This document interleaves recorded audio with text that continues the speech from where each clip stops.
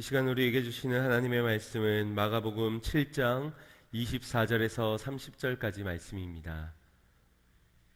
마가복음 7장 24절에서 30절까지 말씀, 신약성경 65페이지에 있습니다.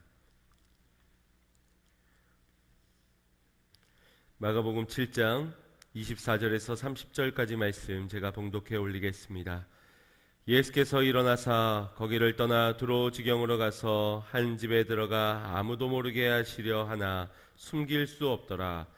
이에 더러운 귀신 들린 어린 딸을 둔 한 여자가 예수의 소문을 듣고 곧 와서 그 발 아래 엎드리니 그 여자는 헬라인이요 수로보니게 족속이라. 자기 딸에게서 귀신 쫓아 주시기를 간구하거늘 예수께서 이르시되 자녀로 먼저 배불리 먹게 할지니 자녀의 떡을 취하여 개들에게 던짐이 마땅치 아니하리라. 여자가 대답하여 가로되 주여 올소이다마는 상아래 개들도 아이들의 먹던 부스러기를 먹나이다. 예수께서 가라사대 이 말을 하였으니 돌아가라 귀신이 내 딸에게서 나갔느니라 하시매 여자가 집에 돌아가 본즉 아기가 침상에 누웠고 귀신이 나갔더라. 아멘. 할렐루야. 오늘도 은혜의 충만 넘치는 시간 되시기를 간절히 소망합니다. 날씨가 풀려진 만큼 여러분의 인상도 펴지는 그런 은혜가 있기를 소망합니다. 날씨가 많이 좋아졌죠. 예고도 없이 갑자기 봄 날씨가 찾아온 것 같습니다. 요즘 날씨가 풀리면서 매일은 아니지만 그래도 나름 운동을 해보려고 건강을 위해서 만보 걷기를 하고 있습니다. 이 핸드폰에 걸음을 측정해주는 그런 앱이 있거든요. 만보기 대신해서 핸드폰이 위성에서 신호를 잡아서 이제 걸음걸이 수를 측정해주는 게 있는데 이게 얼마나 좋은지 100보를 걸으면 1원씩 캐시를 줍니다. 그래서 걷기만 해도 돈을 벌어서 벌써 어느덧 커피 한 잔 2,000원을 돌파를 했습니다. 처음엔 만보를 걷는데 대략 1시간 20분 정도가 걸리더라고요. 그래도 운동이니까 빠른 걸음으로 걷자 해서 1시간 정도 이렇게 빠르게 걸음을 걷는데 이 교회 앞 관상준 학교 옆에 있는 공원을 주로 걷습니다. 그곳에 세 바퀴를 돌다 보면은 이제 거의 이제 1시간 정도가 걸리게 되는데 만보를 조금 못 미치게 됩니다. 한 8,000보 정도 그렇게 되는 것 같습니다. 그래서 만보를 채우려면 한 바퀴를 더 돌면 되는데 이 세 바퀴를 돌고 나면 드는 생각이 그래도 화장실 왔다 갔다 한 숫자를 세면 만보가 도달하지 않을까? 핸드폰을 주로 놓고 이렇게 움직일 때도 있으니까 그때면 다 채우면 아마 만보가 될 거야 그런 생각이 들어서인지 아직까지 세 바퀴 이상 돌아본 적이 없습니다. 자기 몸을 위해서 운동 겸 걷는 건데도 불구하고 이처럼 이런저런 생각에 세 바퀴 이상은 돌지 않는 모습을 보게 됩니다.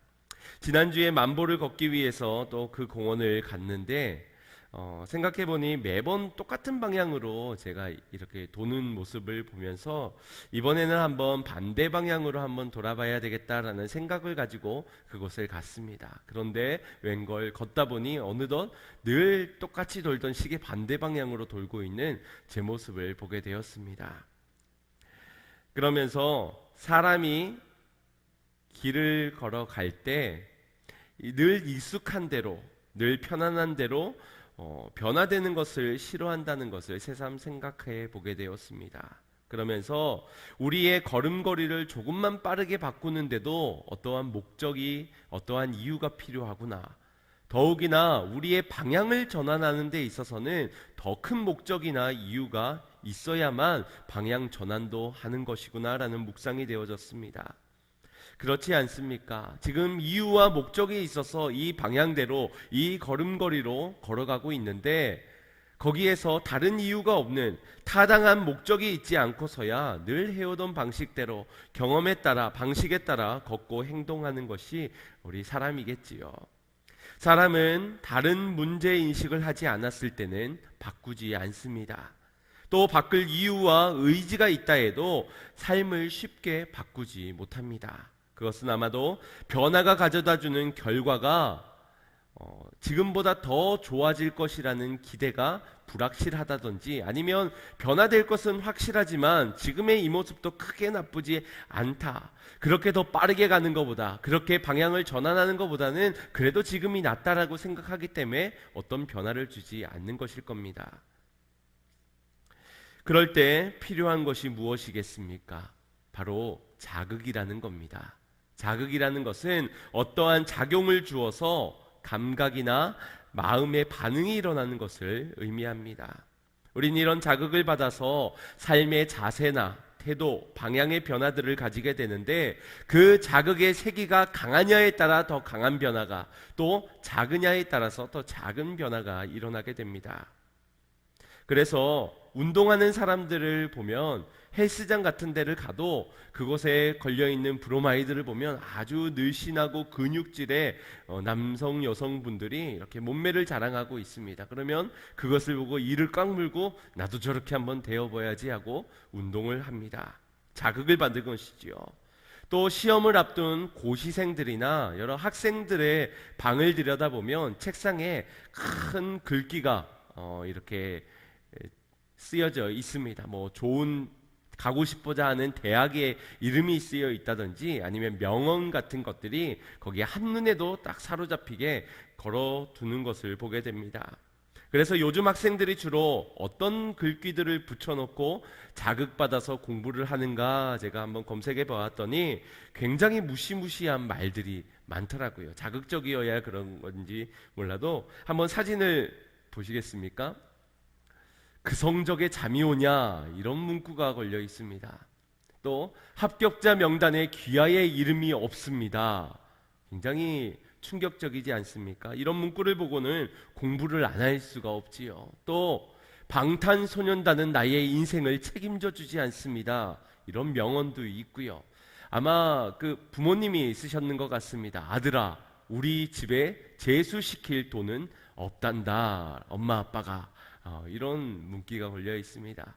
잠이 와도 번뜩 깨겠고 딴 생각 잡생각 하다가도 정신을 차리지 않겠습니까?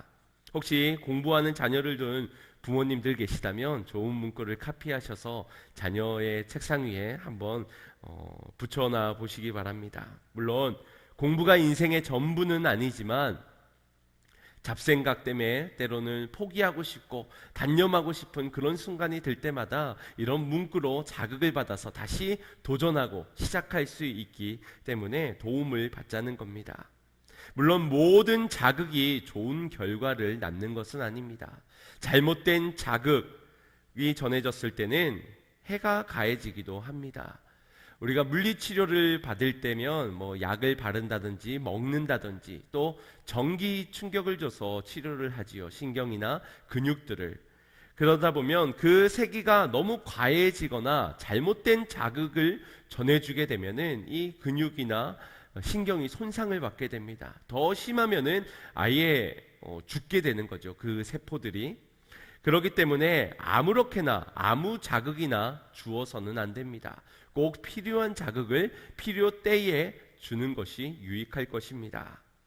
우리의 몸이 가장 심각한 상태일 때가 언제냐 했더니 무통일 때, 통증을 느끼지 못했을 때가 가장 심각한 몸 상태다라는 말을 합니다. 차라리 몸이 아프다는 신호를 보내면 통증이 있으니 치료를 받으러 갈 텐데 전혀 아픈 데가 없으니, 통증이 없으니 치료조차 하지 않으려고 하니 그것이 가장 심각한 몸 상태라고 말합니다. 그런데 이는 우리의 영적 상태도 마찬가지인 듯합니다.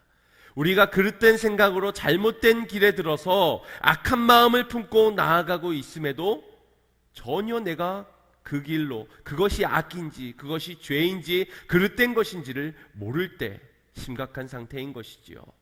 예배를 드려도 말씀을 들어도 내 안에 성령께서 사인을 주셔도 어떤 것으로도 자극되지 않는 그러한 상태, 영적으로 무감각한 상태여서 어떤 변화도 일어나지 않는 그런 상태, 자기의 뜻대로 살아가는 my way, 내 길을 내 생각대로 내 뜻대로 나는 간다, 이런 인생, 이러한 영적 상태가 가장 심각한 상태인 것입니다. 그렇다면 여러분들은 어떻습니까? 삶의 태도와 방향, 자세, 내 뜻, 세상의 뜻에 맞춰서 혹시 살아가고 걷고 계시지는 않습니까? 주님께서 말씀해 주심에도 불구하고 그 말씀이 전혀 들려지지 않고 들어도 전혀 변화되지 않는 그런 삶을 살아가고 있지는 않습니까? 예수님 당시 바리새인들과 서기관들의 모습이 그러하였습니다. 그들은 율법과 전통에서 온 유전을 이전부터 옛 선조들이 지켜왔던 그것이 마치 하나님의 계명인 것처럼 유전을 강조하였습니다. 그러다 보니 하나님 나라의 복음을 전하는 예수님, 사랑으로 품어라, 안식일에도 사랑이 먼저인 것을, 사랑으로 행하는 것을 하나님이 기뻐하시는 강조하는 예수님과 잦은 충돌을 벌였습니다. 예수님께서 수많은 표적들을 보였지만 완악한 그들의 마음은 예수님을 받아들이지 못하고 변화된 인생으로 돌이키지 못하였던 것입니다. 오히려 예수님의 생각을 내가 한번 뜯어 고쳐봐야 되겠다. 그래서 예수님께 찾아가 수많은 논쟁을 벌였던 이들이 바로 그들이지요. 오늘 본문 7장 24절 읽었던 본문 앞절의 내용들이 바로 그러한 내용들이 있습니다. 바리새인들과 서기관들이 예수님을 찾아와 제자들이 지금 유대의 전통인 유전을 지키지 않음이 어찌미뇨? 라고 따져 묻고 논쟁을 벌이는 겁니다. 그때 예수님께서는 그들을 향하여 외식하는 자들아 라고 외치시며 그들을 책망하셨습니다. 그 내용을 우리 7장 6절 7절에 이렇게 기록하고 있습니다. 함께 보겠습니다. 가라사대 이사야가 너희 외식하는 자에 대하여 잘 예언하였도다. 기록하였으되 이 백성이 입술로는 나를 존경하나 마음은 내게서 멀도다. 사람의 계명으로 교훈을 삼아 가르치니 나를 헛되이 경배하는도다 하였느니라. 아멘. 지금 이사야가 이사야서에서 예언한 그 말씀을, 그때의 그 예언을 가지고 와서 지금 너희가 바로 그러한 모습이다 라고 말하고 있는 겁니다. 입술은 하나님을 존경하고 있으나 너희는 하나님의 그 말씀에서 마음이 멀어져 하나님의 계명이 아닌 사람의 계명으로 나를 가르치려 하는구나, 사람들을 미혹해 하려 하는구나 라고 책망을 하고 있는 겁니다. 유전이 진리인 것 마냥 강조하였던 바리새인들의 상태는 마음이 멀어진 상태, 하나님의 말씀에서 이미 마음이 멀어진 상태였습니다. 그러니 진리의 말씀을 전하는 예수님의 가르침에 무감각하게 반응할 수밖에 없었던 것이지요. 이에 주님은 한탄하시며 이와 같은 말씀을 하신 겁니다. 우리가 생각해 보아야 하는 것은 혹시 내게도 그런 모습이 없는가라는 물음입니다. 매주 예수님의 말씀은 듣지만 무덤덤하게 지난주도 그 지지난주도 예배를 드리기 전이나 예배를 드리고 난 이후나 말씀을 듣기 전이나 말씀을 듣고 난 이후나 여전히 내 모습은 똑같다, 변화되지 않는 모습에 바뀌어지지 못한 나의 생각이진 않는가를 돌아보아야 한다는 것입니다. 내가 혹시 저들과 같이 외식하는 자가 아닌가? 외식하는 자가 되지 않기 위해선 우리를 돌아보아야 한다는 겁니다. 사랑하는 성도 여러분, 주님의 말씀은 우리의 영과 혼과 관절과 골수를 쪼개기까지 우리의 마음과 생각을 감찰하신다 하셨습니다. 주의 말씀으로 우리의 영과 혼과 관절과 골수를 쪼개시는데 그때에 우리의 마음과 생각이 변화되었는지를 주님께서 감찰하시며 살피신다는 겁니다. 그래서 진정한 은혜는 내 마음과 내 생각의 변화인 것입니다. 죄인인 우리가 의인으로 변화되었고 사망에서 생명으로 옮겨지게 된 변화가 일어난 것, 이것이 은혜이듯이 우리의 생각이 말씀으로 인하여서 바뀌고 말씀으로 인하여 우리의 가치관이 새로워지며 우리의 삶의 모든 방향들이, 행동이, 그렇게 삶도 인생도 송두리째 바뀌어지는 것이 바로 진정한 은혜라는 것입니다. 그리고 주님은 은혜 입은 자들에게 말씀하시길 변화된 너희의 마음과 변화된 너희의 생각을 지켜나가라. 마음과 생각을 지킬 것을 우리에게 명령하셨습니다. 이 놀라운 은혜 앞에 변화되지 못한 바리새인들과 서기관들, 이 외식하는 자들을 두고 주님은 이렇게 말씀하셨습니다. 같은 사건을 기록한 마태복음 15장의 14절 말씀을 보겠습니다. 합독합니다. 그냥 두어라. 저희는 소경이 되어 소경을 인도하는 자로다. 만일 소경이 소경을 인도하면 둘 다 구덩이에 빠지리라 하신대. 은혜를 믿음으로 받아 변화를 받아야 하지만 변화되지 못하면 결국 소경으로 앞을 보지 못하여 구덩이에 빠지게 된다. 소경된 자들의 외침을 듣지 말아라. 이리 흔들리고 그들의 말에 의하여서 저리 흔들리면서 나아갈 땐 결국 그들과 함께 구덩이에 빠질 뿐이라는 겁니다. 너희는 더 이상 소경된 자들의 소리가 아니라 너의 눈을 뜨게 하실, 너의 마음과 생각을 변화시키신, 너를 사망에서 생명으로 옮기우신 주님의 말씀을 듣고 그 말씀의 찔림을 받아 변화된 삶을 살아가거라. 이것이 주님의 가르침이었습니다. 바라기는 오늘 주님께서 잠자는 우리의 영혼을 흔들어 깨워주시기를 간절히 소망합니다. 우리의 모든 영적인 죽어있는 세포들이 다시 살아나 다시 샘솟아 다시 일어나는 역사 있기를 소망합니다. 주님께서 원하시는 방향대로 돌이키는 은혜, 주님의 뜻대로 순종하는 은혜, 주의 역사 가운데 일어나 걷는 은혜가 저와 여러분에게 있기를 간절히 소망합니다. 오늘 본문은 은혜 앞에 반응하지 못하는 소경된 자들을 뒤로하고 예수님께서 두로와 시돈의 지방에 이르렀을 때에 한 여인이 예수님 앞에 달려와 그분을 만나는 그 대화가 오늘의 장면입니다.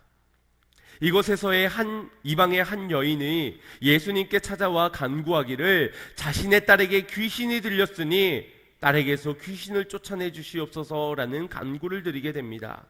그 간구의 말을 우리 26절 말씀 함께 보겠습니다. 시작. 그 여자는 헬라인이요 수로보니게 족속이라 자기 딸에게서 귀신 쫓아주시기를 간구하거늘. 간구하는 이 여인은 헬라인이요 수로보니아 족속에 속한 이방의 여인이었습니다. 그녀가 지금 예수님 앞에 간구하고 있습니다. 아주 주소를 제대로 찾아온 것이지요. 우리가 말씀을 앞전에도 나누었듯이 귀신 들린 자를 군대가 임했던 그 귀신 들린 자도 쫓아내었던 예수님께 지금 잘 찾아온 겁니다.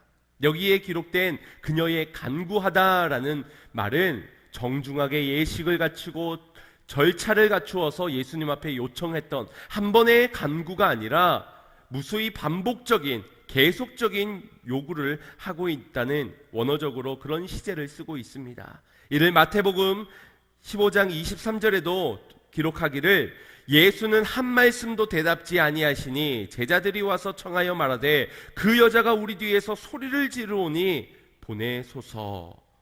제자들이 지금 그녀의 간구가 계속되어지자 그 시끄러운 소리, 그것을 듣기가 불편하여서 예수님, 저 여자 소리 지르는 것을 한번 들어주시고 예수님이 직접 저에게 말씀하셔서 보내시든지 응답해 주시든지 해 주십시오 라고 할 정도로 그녀의 간구는 애절하였고 반복적이었다는 겁니다. 심지어 그녀의 외침에는 그녀의 믿음마저도 잘 드러나 있었습니다. 마태복음 15장 22절 말씀 합독해 보겠습니다. 시작. 가나안 여자 하나가 그 지경에서 나와서 소리질러 가로되 주 다윗의 자손이여 나를 불쌍히 여기소서 내 딸이 흉악히 귀신 들렸나이다 하되. 그녀의 믿음이 어디에 있습니까? 주 다윗의 자손이여. 이 고백을 할 수 있는 것은 당시 이스라엘 백성들, 선택받은 유대인들만이 할 수 있는 고백이었습니다. 어떤 제한이 있어서가 아니라 구약에서부터 약속되어진 메시아가 올 것인데 그는 다윗의 자손에서 날 것이다. 그 메시아가 오므로 택함받은 너희 유대인들의 땅을 회복할 것이요 더 나아가 이방의 땅까지 그 회복이 넓어지게 될 것이다. 이 약속을 주신 것을 믿고 기다리는 자만이 할 수 있던 고백이 바로 다윗의 자손이여 라는 고백이었습니다. 그녀는 유대인도 아닌 두로의 이방의 한 여인이었습니다. 수로보니게의 족속의 이방인인 그녀가 이런 믿음의 고백을 할 수 있었다. 그녀의 믿음이 매우 특별하게 보여지는 이유입니다. 이 믿음 있는 이방인 여인의 간구하는 바를 예수님께서 들어주시는 것은, 응답해 주시는 것은 그리 어려운 일이 아니었을 겁니다. 그러나 예수님께서는 그녀를 향해 이런 말씀을 하십니다. 27절 말씀 합독하겠습니다. 시작. 예수께서 이르시되 자녀로 먼저 배불리 먹게 할지니 자녀의 떡을 취하여 개들에게 던짐이 마땅치 아니하니라. 아멘. 누구의 말씀인가요? 놀랍죠. 놀랍습니다. 혹시 마가가 잘못 들은 것은 아닐까요? 그래서 마태복음에서도 이와 같은 말씀을 찾아보게 됩니다. 마태복음 15장 26절 말씀에 대답하여 가라사대 자녀의 떡을 취하여 개들에게 던짐이 마땅치 아니하리라. 무슨 말입니까? 거기에 있는 제자들이 똑똑히 들었다는 겁니다. 예수님께서 하신 이 말씀을. 당황스럽죠. 다른 사람도 아닌 예수님께서 어떻게 이같이 말씀하실 수 있을까? 아마 그 당시에 제자들도 당황스러웠을 것 같습니다. 혹시 우리가 모르는 속 깊은 어떤 의미를 담고 있는 것은 아닐까? 은유적인 표현이진 않을까? 혹시 거기에 담겨진 개라는 것이 그 시대에는 조금 더 다른 의미이거나 성경적으로 개는 조금 더 나은 어떤 동물이었을까? 그것도 아니라면은 영적으로 뭔가 주님께서 깨닫지 못할 비밀을 감추어 둔 것일까? 이리 둘러보고 저리 둘러봐도 예수님을 변호할 만한 어떤 것도 보여지지가 않습니다.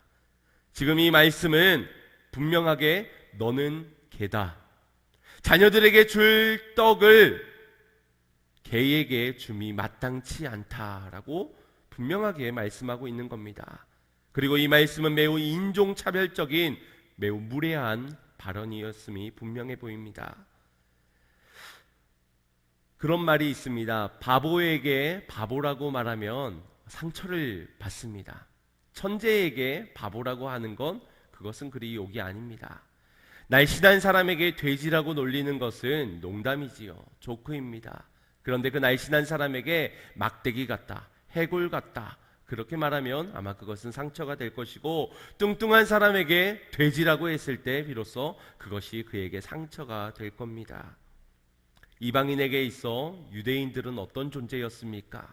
자신들을 비방하는, 배척하는, 자신들을 박해하는, 상종치 않는, 무시하는 그런 이들이었습니다. 또 그 시대의 여성이라는 신분을 가지고 살아가는데 얼마나 어려움이 있었겠습니까? 더군다나 자신의 딸이 귀신이 들려져 있는데 아마 사람들로 인해 손가락을 맞으면서 그녀의 이야기는 들으려 하지 않았을 겁니다. 사회적으로 봐서나 시대적으로 봐서나 그녀에는 존재감이, 자존감이 바닥을 치게 되었을 것으로 보여집니다.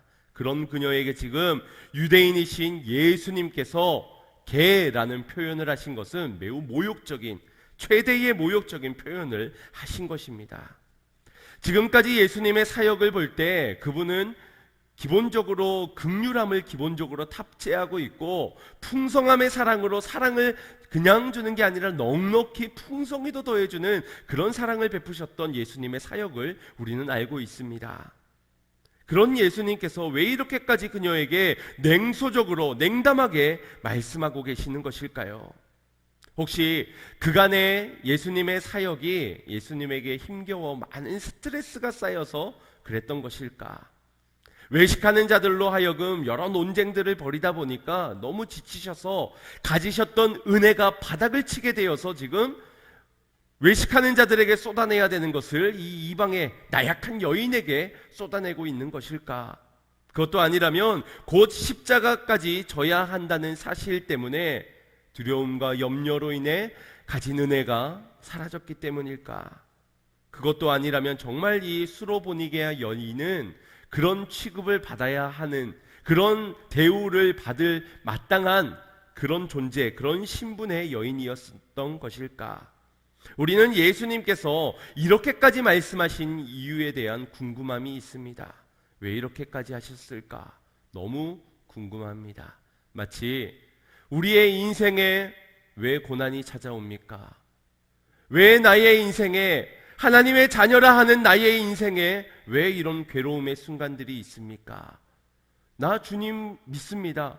예수 그리스도를 시인하고 신앙생활도 나름 열심히 했는데 왜 내 인생에 이와 같은 괴로움의 순간이 찾아오는 겁니까? 저 사람들 보십시오. 믿음 없는 자들 보십시오. 신앙생활 대충하는 자들 보십시오. 그런 자들도 불의를 저지르고 거짓말을 하면서도 잘 먹고 잘 사는데 왜 나는, 왜 내가 이 모양 이 꼴로 살아야만 합니까? 궁금합니다. 궁금할 겁니다. 의문투성이인 우리의 인생이기 때문에 사건, 사고, 문제로 인해 많은 자극 속에 고통을 받다 보면 그것이 왜인지 그 원인, 이유, 그것이 너무나도 궁금해집니다. 여러분은 혹시 여기에 대한 답을 얻으셨습니까? 내가 왜 고난을 받아야 되는지, 내 자녀가 왜 그래야만 하는지, 왜 내가 이 순간을 아직도 극복해내지 못하고 이 괴로움의 신음소리를 울부짖지만 왜 아직까지도 응답받지 못하고 있는지 혹시 여러분은 답을 찾으셨습니까? 우리가 주목하는 것은 이처럼 그 문제가 일어나게 된 원인입니다. 그리고 그 문제로 인한 결과를 주목합니다. 원인이 몰라서 답답하고 그 문제가 해결되지 않아 분통이 터지고 그 문제로 인해 고통스러워 해결되지 않아 시험에 들게 됩니다. 그런 우리가 가끔 갖게 되는 오해 중 하나가 원인을 알게 되면 문제가 풀린다라는 생각입니다. 지금 이 문제가 누구 때문인가? 저 사람이야? 이 사람이야? 그 누군가의 잘못을 찾았을 때 문제가 풀린 것이라고 생각하며 탓할 누군가를 찾기를 힘쓰지요. 그런데 정말 그런가요? 그것을 알게 되었을 때 문제가 해결되던가요? 원인을 몰라도 그 문제의 열쇠를 찾는 것이 더 중요한 일 아니겠습니까? 이 문제를 풀어낼 수 있는 방법이 더 중요한 것이라 여겨집니다. 우리가 주목해야 하는 것은 예수님께서 왜 그녀에게 이렇도록 냉소적으로 말씀하셨는가 보다는 더 앞서서 그녀가 보인 반응을 우리가 더 주목해 보아야 합니다. 자극적인 예수님의 말에 그녀는 놀랍도록 반응을 보입니다. 28절 말씀 합독하겠습니다. 시작.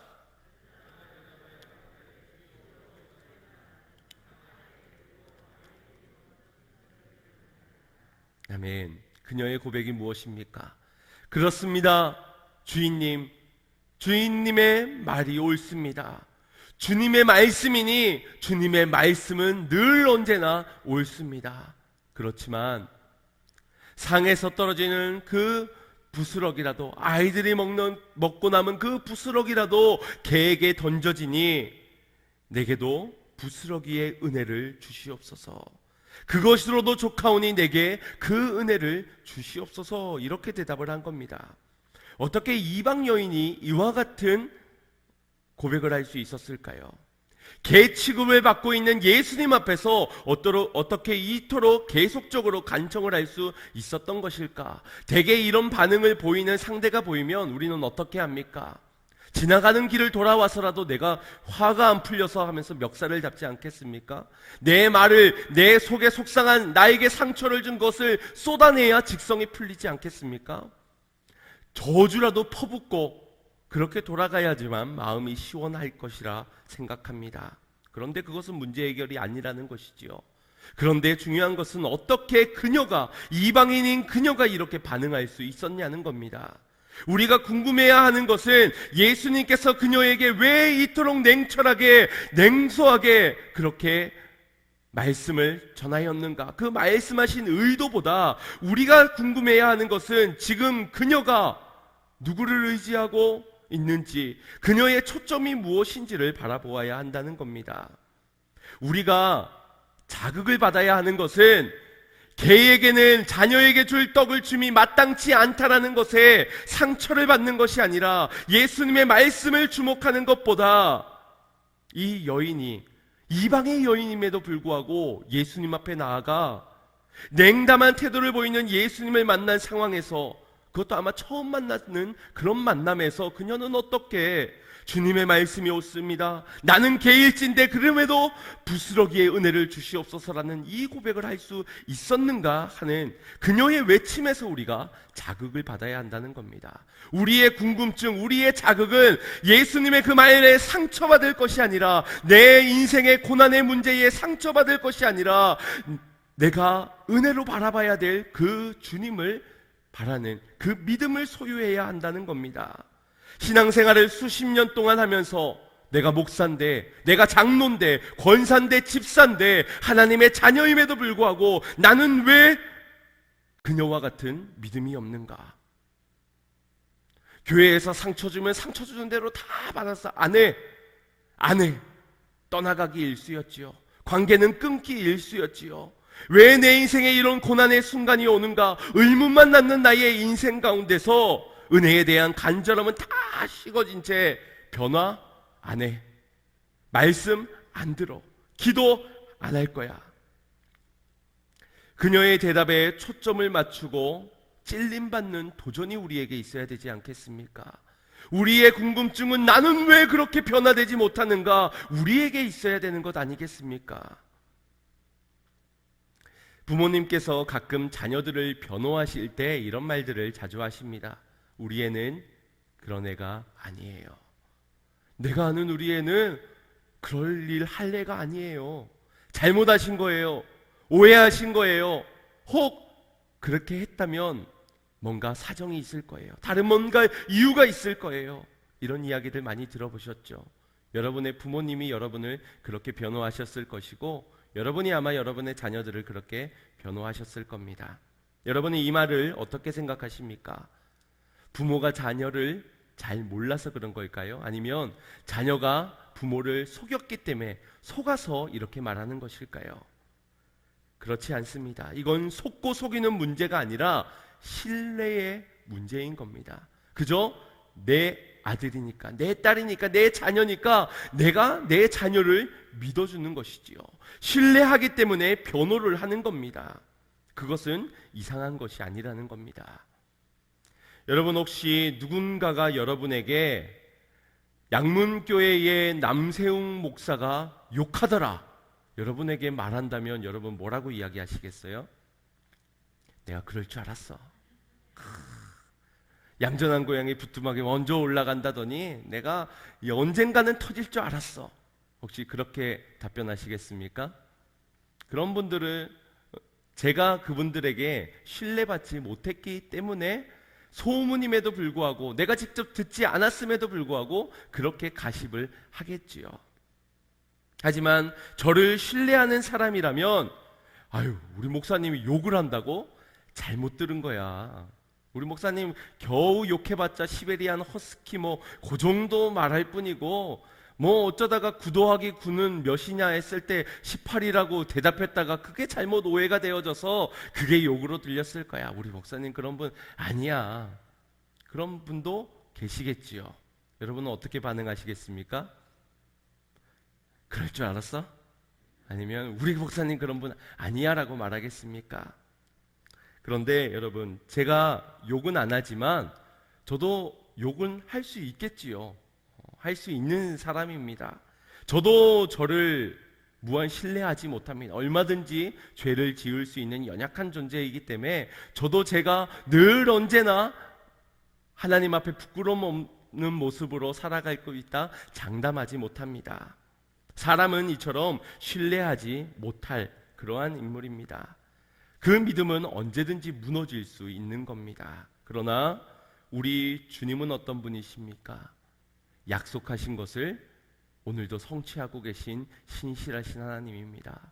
나를 택하신 그 사랑이 영원히 변하지 않는 사랑으로 오늘도 나를 사랑하고 계신 분, 내가 신음할 때마다 우리의 신음을 들어 응답하여 주시는 분, 나를 위로하시는 분, 은혜의 주님이십니다.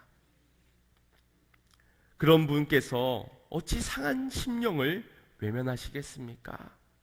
우린 예수님께서 이렇게 말씀하신 이유가 너무 궁금합니다. 그런 분이 아니신데 왜 그렇게까지 말씀하셨을까? 거룩한 주의 사역에 흠이 될 만한 이 말씀 왜 하셨을까? 왜 실수하셨을까? 우리의 인생에 풀리지 않는 문제들을 가운데 의문을 품었던 것처럼 왜 나에게, 왜 내게만이라는 의문점을 가질 겁니다. 그때에 우리가 붙잡아야 하는 변하지 않는 한 가지의 진리는 택함 받은 백성을 주님은 절대 놓치지 아니하시며 좋은 것으로 채우시는 우리의 아버지라는 사실입니다. 모든 인생의 문제, 괴로움의 순간들, 그 고난의 자리에서 우리를 건져내실 분은 오직 한 분, 유일한 열쇠 되시는 예수 그리스도 그분이라는 사실입니다. 이 신뢰가, 이 믿음이 그녀에게 있었던 겁니다. 한낱 이방의 여인에게 말입니다. 그래서 그녀는 은혜의 근본 되신 예수 그리스도 앞에서 상처를 입기 충분한 말을 들었지만 실족지 않고 떠나가지 않고 주님 앞에 더 간구하게 된 것입니다. 주님은 그녀의 믿음을 칭찬하셨습니다. 마태복음 15장 26절 말씀, 예수님의 칭찬 우리 합독해 보겠습니다. 시작. 이에 예수께서 대답하여 가라사대 여자야 내 믿음이 크도다 내 소원대로 되리라 하시니 그 시로부터 그의 딸이 나으니라. 아멘. 예수님께서 믿음을 칭찬한 몇 안 되는 사람 중에 그녀의 믿음이 기록되어져 있습니다. 크도다, 큰 믿음이다. 그 칭찬받을 큰 믿음으로 인하여서 그 누구도 해결할 수 없었던 그 문제를 예수님으로부터 해결함을 받고 그녀의 소원대로 이루게 된 것입니다. 사랑하는 성도 여러분, 이와 같은 큰 믿음을 소유하는 저와 여러분이 되기를 소망합니다.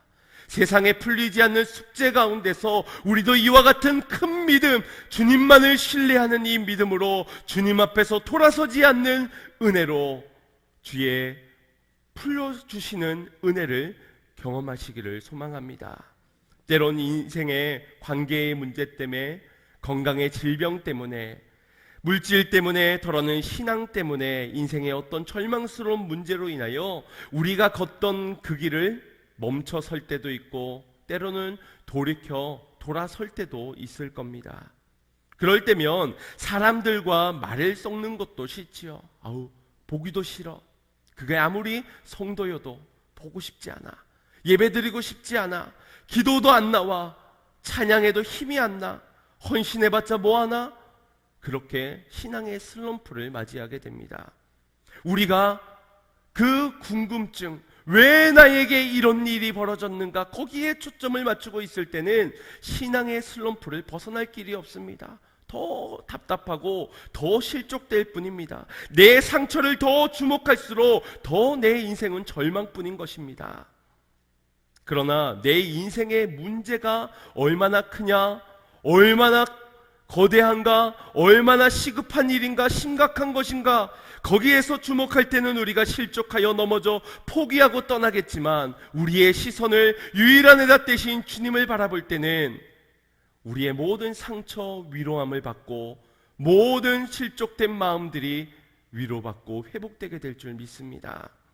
부자 청년은 예수님의 가르침에 근심하여 떠나갔습니다. 욥의 아내도 욥을 저주하면서 하나님을 저주하고 떠나라고 하며 그 가정을 떠났습니다. 그때에도 우리 믿음의 사람들만큼은 주님의 은혜를 향해야 될 줄 믿습니다. 주님의 은혜 앞에 머물기를 힘쓰며 그 은혜 앞에서 큰 믿음으로 구해야 될 줄 믿습니다. 한계에 부딪히고 실족하게 될 그때에 그 어느 때보다도 은혜가 필요한 때이기 때문입니다. 답은 한 가지이지요.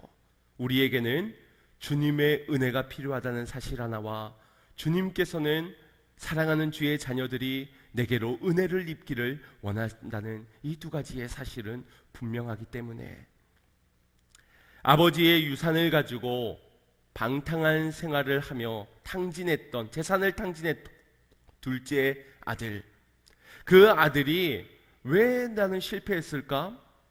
왜 나는 내 인생 이렇게 실패를 맞이하게 되었을까? 뭐가 문제였을까? 돼지 옆에서 쥐염 열매를 먹으면서 돼지에게 아무리 하소연해봐도, 하늘을 향해 아무리 원통하다 땅을 치고 후회를 해도 그의 인생이 달라지진 않습니다. 그의 인생이 달라질 수 있는 유일한 길은 아버지께로 돌아가는 것입니다. 은혜를 주시는 아버지께로 돌아갈 때에 비로소 그의 삶이, 그의 인생이 회복되어지는 것입니다. 은혜가 아버지께 있기 때문에. 사랑하는 성도 여러분, 여러분의 간절함, 그것이 믿음의 주요 나를 온전케 하시는 예수를 바라볼 수 있기를 소망합니다. 믿음의 주여 나를 온전케 하시는 예수만을 바라보시기를 바랍니다. 거기에 회복이 있고 거기에 치유가 있다는 사실을 잊지 마시길 바랍니다. 여러분이 정말 나의 인생이 오직 예수, 오직 예수, 그 길밖에 없다고 믿고 계신다면 저와 여러분이 주님 앞에서 살아가면서 실족치 않기를 원합니다. 의심하지 않기를 원합니다. 우리 앞에서 괴로움에서 그저 불신앙을 품지 않기를 원합니다. 우리가 이 한 주간을 살아갈 때 이 그녀와 같은 큰 믿음 달라고, 그리고 그녀와 같은 큰 믿음으로 주님 앞에 이렇게 간구할 수 있기를 원합니다. 주여, 주의 말씀이 옳습니다. 주님의 뜻이 옳습니다. 내가 왜 이렇게 됐는지, 내 가정이 왜 이렇게 깨어지게 되었는지, 내가 왜 실패뿐인 인생이었는지 나는 알지 못하지만 주님의 뜻이 옳습니다. 그리고 지금 나에게 전해주시는 주의 음성이 옳습니다. 옳지만은 주님, 상에서 떨어지는 그 부스러기라도 개에게 떨어지니 개 같은 나에게, 연약한 나에게, 내게도 부스러기 같은 은혜를 주시옵소서. 내게도 은혜를 주시옵소서. 내 자녀에게도 은혜를 주시옵소서. 우리의 가정에게도 주여 은혜를 주시옵소서. 우리 교회에도 주의 은혜를 바라오니 주의 은혜를 채워 주시옵소서. 이렇게 고백하는 한 주 여러분의 인생이 되시기를 소망합니다. 이 여인과 같이 큰 믿음 소유하여서 주님만 바라보고 믿음의 걸음을 걸어갈 때 돌이키지 마시고 떠나가지 마시고 주님 앞에 전진하는 그 걸음들이 주의 음성 앞에서 더 다름박질하여 주님께 은혜의 보좌 앞으로 더 힘써 나아가는 저와 여러분이 되시기를 주님의 이름으로 축원드립니다. 우리 같이 찬양할 때 나의 인생의 괴로움의 순간에 한 줄기 빛을 내어주시는 주님, 그 빛을 바라보고 믿음으로 은혜를 향해, 그 본향을 향해 나아가는 내가 되게 하여 주시옵소서. 이와 같은 사모하는 마음으로 함께 찬양하고 기도하겠습니다.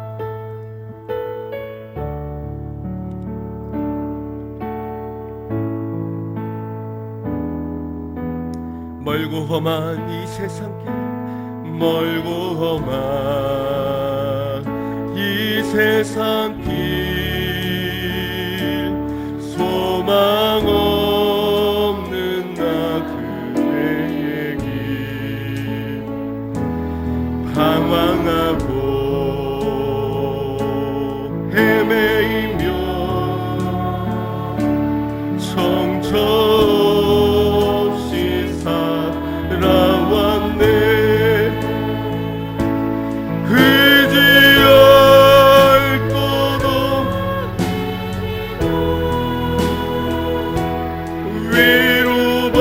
위로받고 살고파서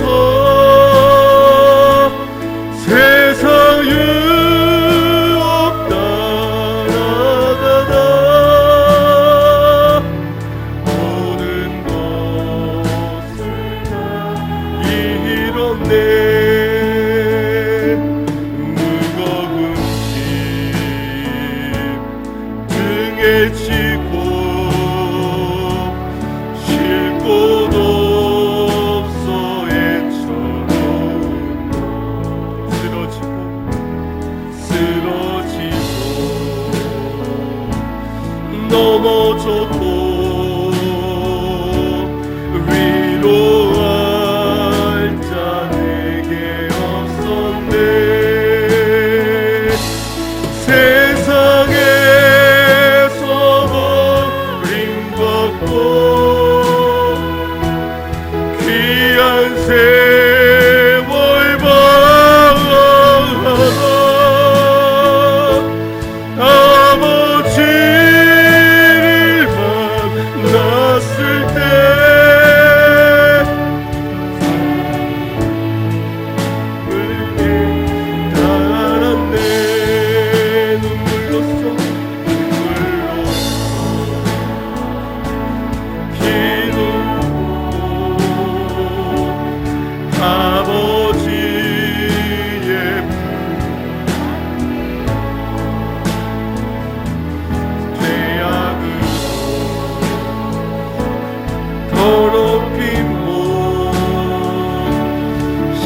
십자가에 못 박아 내 구원함을 그 언어를 얻으리고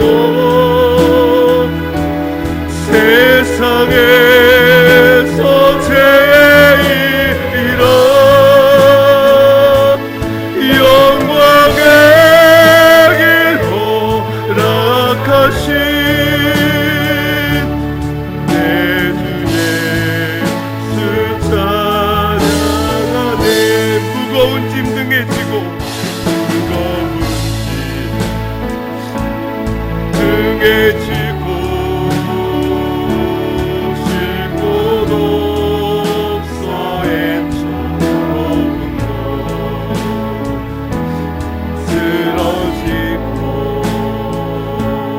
넘어져도 위로할 자 내게 없었네. 세상에서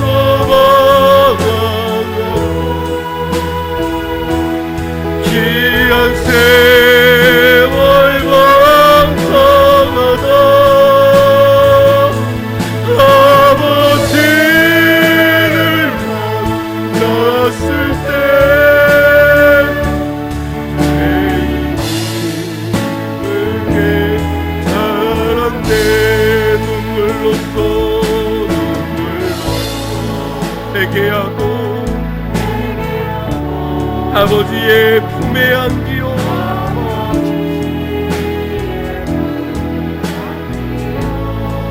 죄악으로 더럽혔고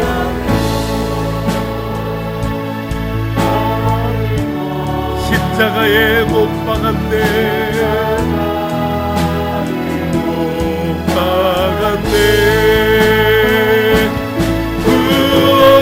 구원함을 얻은 기쁨 세상에서 제일이라 영광의 길 허락하신 내 주 예수 찬양하네. 우리의 인생의 모든 고난의 문제 어디서부터가 잘못되어 있는지 풀려지지 않는 숙제가 오늘 우리의 신앙의 발목을 잡고 있지는 않습니까? 기도해도 되지 않는 문제, 간구해도 풀리지 않는 숙제, 그리고 내가 왜 이런 고난, 고통을 당해야 하는지 알지 못하는 우리의 인생 가운데서 여러분, 우리의 주목해야 될 것은 나의 유일한 소망 되신 예수 그리스도인 줄 믿습니다. 주여, 내 안에 머물러 있는 상처, 내 안에 없는 능력들, 내 안에 마주하게 된 문제에 우리의 삶의 초점이 맞추어지지 않고 은혜 내려주신, 은혜 주시고자 하시는 내게 오직 은혜로 변화시켜 주실 주님께만 나아가게 하여 주시옵소서. 말씀이 들려지지 않았는 우리의 삶에 변화를 주시어 은혜의 변화 앞에 깨닫게 하시고 삶을 돌이켜 은혜의 보좌 앞에 나아가기를 힘쓰는 삶이 되게 하여 주시옵소서. 우리 주여 한번 부르짖고 합시다. 기도합시다. 주여, 사랑의 주 하나님, 오늘 나의 삶에 여전히 풀려지지 않는 숙제, 오늘 그 속에서 넘어져 낭망해 있는 나는 아버지여, 이 시험이 너무나도 힘겹습니다. 너무나도 괴롭고 이것이 왜, 무엇 때문에, 왜 나만, 왜 내가 이런 힘듦을 당해야 하는지, 왜 애굽에서의 누렸던 무엇보다 광야에서 누리는 이 시험이 내게 곧있지 나는 알지 못합니다. 나는 알지 못해서 시험당하고 나는 알지 못해서 실족한다 생각했습니다. 그러나 내가 아는 한 가지, 은혜가 주님께 있고 주님이 필요한 자이며 주님은 내게 은혜 주시고자 하신다는 사실, 그 하나만을 내가 압니다. 그것을 신뢰하게 하소서. 그것을 믿게 하여 주소서. 주의 은혜 앞에 나아가게 하소서. 은혜가 아니고서는 나는 살 수 없사오니 주의 주여 내게도 은혜를 주소서. 주여 내게도 은혜를 주소서. 주여 내게도 은혜를 주소서.